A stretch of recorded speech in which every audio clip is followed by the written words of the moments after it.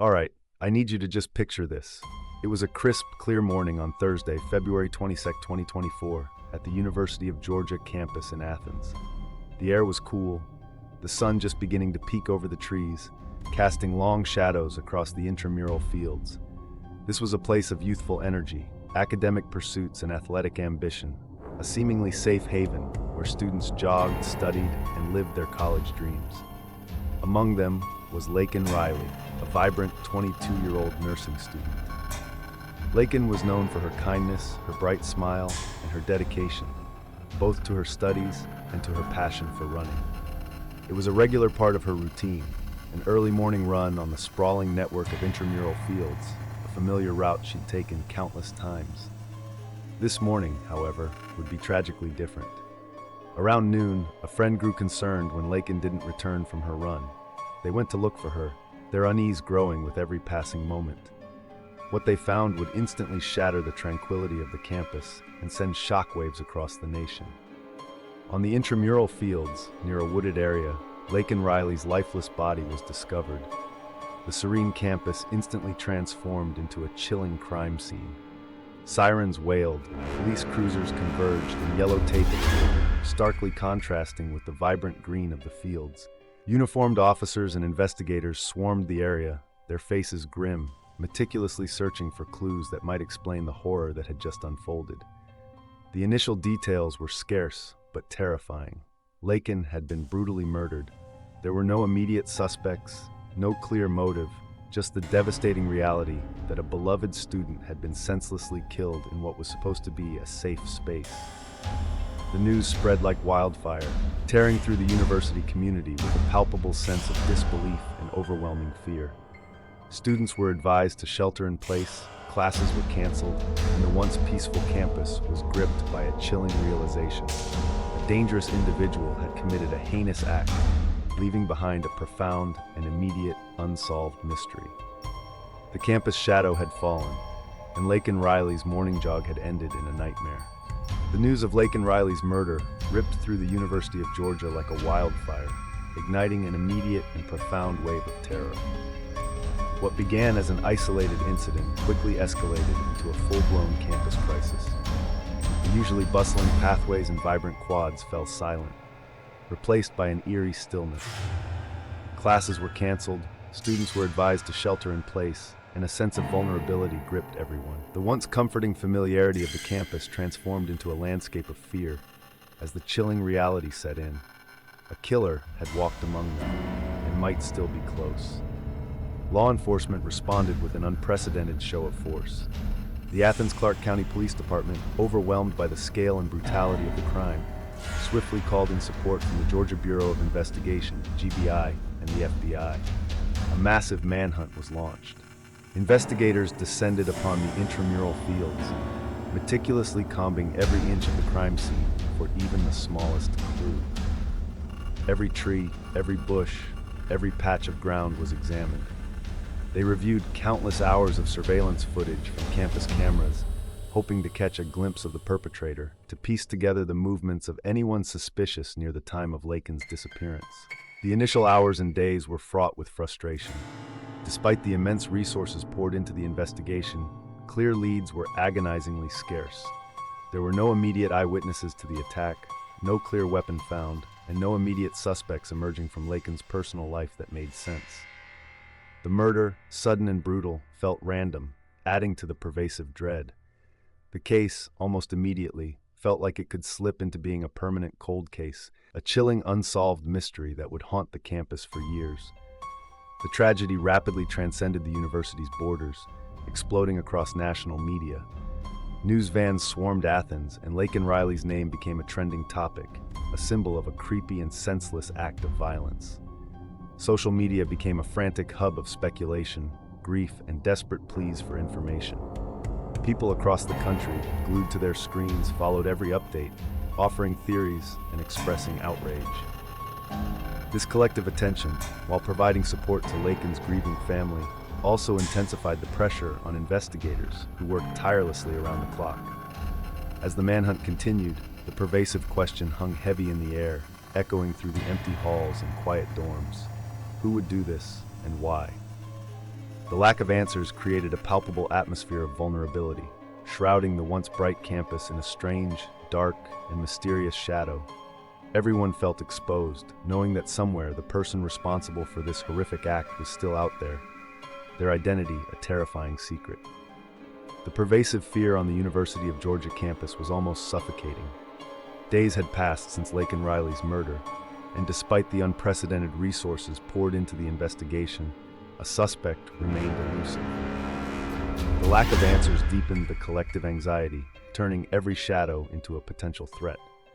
But then, as often happens in the most baffling cases, a crucial piece of the puzzle finally surfaced. The breakthrough came from the diligent work of forensic investigators. While initial searches of the crime scene yielded little beyond tragic evidence of the attack itself, meticulous processing of Laken's body and clothing uncovered a vital clue: DNA evidence. This wasn't just any DNA, it was a strong, viable sample that could potentially identify the perpetrator. Investigators quickly uploaded this profile to various law enforcement databases, hoping for a match.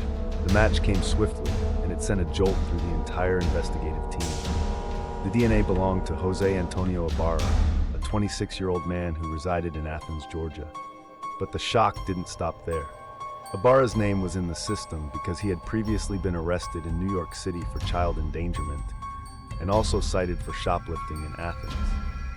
Crucially, it was revealed that Ibarra was not a U.S. citizen. He had entered the country illegally from Venezuela in 2022. This fact, unearthed in the immediate aftermath of his identification, would soon transform the tragic murder into a national controversy. On Friday, February 23rd, less than 24 hours after Laken's body was found, investigators located Ibarra in an apartment complex near campus. Surveillance footage, which had initially been blurry or seemingly insignificant, now took on new meaning. Detectives had meticulously pieced together Ibarra's movements before and after Laken's murder, linking him to the area where she was found. When confronted, he was taken into custody without incident. The arrest brought a wave of immense, albeit grim, relief to the shaken campus and Laken's grieving family. Finally, there was a name, a face to attach to the horrific act. But this relief was quickly overshadowed by profound shock and a surge of anger as the suspect's identity and immigration status were publicly revealed. How could this happen? How could someone with a history of arrests, an undocumented immigrant, allegedly commit such a heinous crime on a college campus? The details of Ibarra's background ignited a firestorm of public debate, transforming Laken Riley's murder from a local true crime into a national flashpoint. The unsolved mystery of Laken Riley's murder now had a suspect, but his unmasking had inadvertently opened up a Pandora's box of complex, strange, dark, and mysterious questions about campus security, immigration policy, and the very fabric of national safety. The arrest of Jose Antonio Ibarra in connection with Laken Riley's murder did not bring a quiet sense of closure. Instead, it detonated a national conversation, propelling the tragedy from a local true crime into a fiercely contested political battleground. Laken Riley's name, tragically, became a symbol, her death a catalyst for debates that had long simmered beneath the surface of American society. Immediately, the spotlight intensified on campus security. Universities nationwide, including the University of Georgia, faced intense pressure to review and enhance their safety protocols. Parents, students, and alumni demanded answers. How could such a horrific act occur in broad daylight on a supposedly secure campus? Discussions erupted about increased lighting, more emergency call boxes, enhanced surveillance, and a greater visible presence of campus police. While these measures were seen by some as necessary, others questioned if any amount of security could truly prevent such a random, creepy act of violence. However, the most explosive and divisive debate centered on immigration policy. The revelation that Jose Antonio Ibarra was an undocumented immigrant who had previously been apprehended and released by U.S. immigration authorities ignited a firestorm across the country. Conservative politicians and media outlets seized upon the case, framing it as a direct consequence of perceived lax border security and lenient immigration policies. They argued that Laken Riley's death was preventable, a tragic result of a broken system. Conversely, others cautioned against politicizing a deeply personal tragedy. They argued that the actions of one individual should not condemn an entire group of people and emphasized the complexities of immigration reform. The media coverage, often sensationalized, amplified these clashing viewpoints, creating a polarized narrative where Laken Riley, the victim, sometimes seemed lost amidst the shouting matches. Conspiracy theories about political cover-ups or deliberate downplaying of facts began to circulate on social media, adding another layer of strange, dark, and mysterious complexity to an already tragic situation. The raw grief of Laken's family, trying to come to terms with their devastating loss, was tragically interwoven with this national discourse. While they sought justice for Laken, her image was simultaneously used in campaign ads and legislative proposals, turning her into a potent, albeit unwilling, symbol. Her true story became a focal point for a nation grappling with fundamental questions about safety, sovereignty, and responsibility. The murder of Laken Riley, a senseless act of violence, had inadvertently become a tragic mirror, reflecting the deep divisions and anxieties of a nation. The arrest of Jose Antonio Ibarra brought an immediate focus on legal proceedings. While the trial against Ibarra unfolds, the evidence collected by investigators, including the crucial DNA match and surveillance footage, paints a grim picture. For Laken Riley's family and friends, the courtroom is not just a place for justice, but a somber arena where they must repeatedly relive the details of her final, horrifying moments. The pursuit of a conviction is paramount, yet they know no verdict can truly fill the void left by Laken's absence. In the wake of this unspeakable tragedy, Laken's family, though consumed by grief, has found strength in advocating for change. They've established foundations in her name, pushing for increased campus security measures, and notably, for stricter immigration policies, echoing the national debate that her case ignited. Their voices, filled with raw emotion and a desire to prevent similar tragedies, have become powerful in the public discourse, ensuring that Laken's true story serves as a catalyst for action. The University of Georgia, too, has been profoundly affected. While the immediate fear has subsided, a new sense of vigilance has settled over the campus.